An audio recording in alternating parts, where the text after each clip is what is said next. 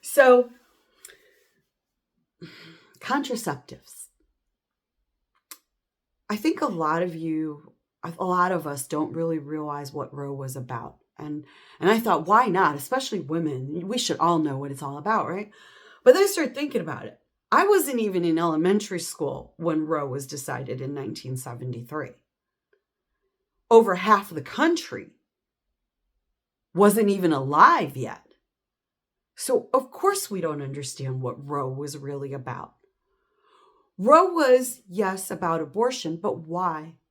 It was about abortion because that's the only exclusively female thing. That's it. It is the only thing that men will never get, ever. No man is ever going to get knocked up and have to decide whether or not he has the skill set, the financial means, the mental acuity to raise a child by themselves. No man is getting knocked up and having to make that decision, ever. And that's why abortion was chosen, because the idea was that since it affects exclusively women, it would decide whether or not we as women are equal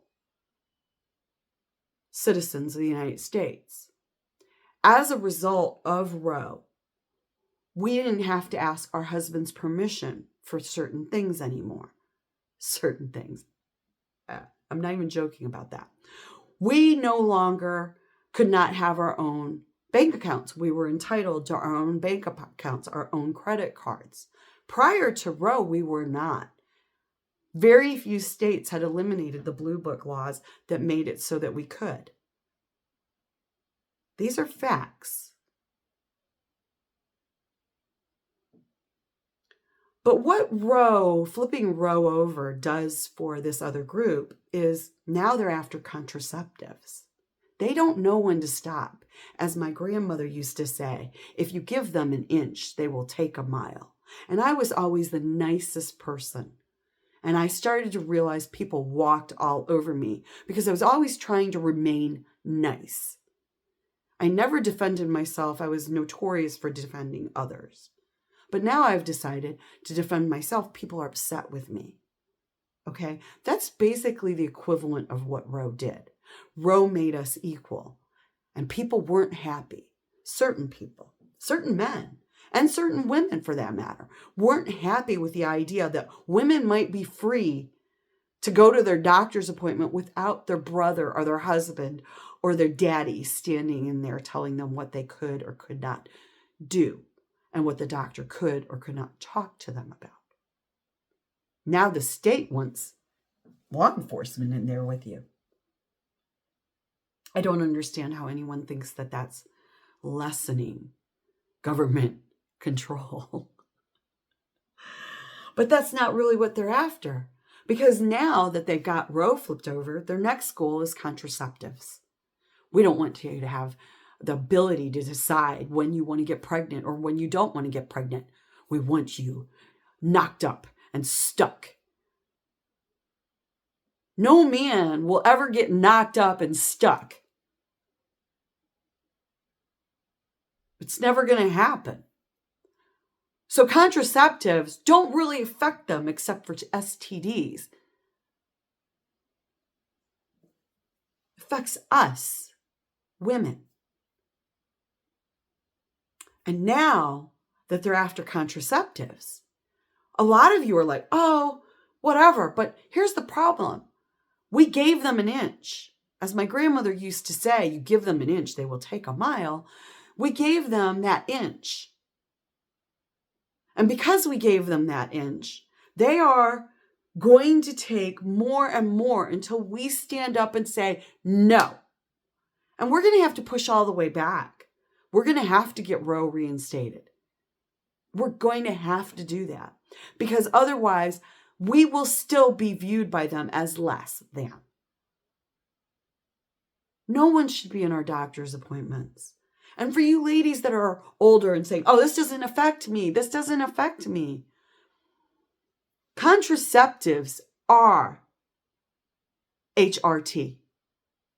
If you are 40 something, 50 something, you're like, oh, well, I'm at the end of days. I'm not worried about it. I'm never going to get knocked up. That HRT, that hormone replacement therapy, that's contraceptives, darling. If they make contraceptives illegal, and they don't want to make exceptions for rape and incest, you think they're going to make exceptions for your HRT so that you could slip those pills to your daughter who doesn't want to get knocked up? You know, her and her husband have decided 3 kids is enough. You really think that they're going to let you have that HRT? It's all about controlling women. And women, we are our own worst enemy. We are. Half of you are more than willing to defer men still. We see it all the time, and you're still willing to argue with women that you're intimidated by. You're willing to do the backstabby catty thing and run around behind them. I have to laugh. Somebody called me catty earlier this week. I said, I'm not catty, because I showed them something and they went, hey, catty, called you catty. And I'm like, I'm not actually catty though. Catty women do it behind your back. Bitch, I'll do it to your face. If I got nothing nice to say, I don't say it at all. And even if I do tell somebody the story about you, I will never use your name. They don't need to know who you are. I am telling them what happened to me. You are a side character who doesn't need to be identified. The only reason you need to be identified is if we're toe-to-toe and talking about it. Women are our own worst enemy because we refuse to acknowledge that the divisions, the racial division especially, is used to keep half of white women separated from the other half and the rest of the women of color. Period. That's it. It's all a shell game, and women are at the center of the shell game. We are the pearl underneath those 3 shells. And we're expecting society to save the pearl instead of taking ourselves and rolling off the table and joining together to protect our own rights. I don't know how to make people understand that. Men seem to understand it more than women.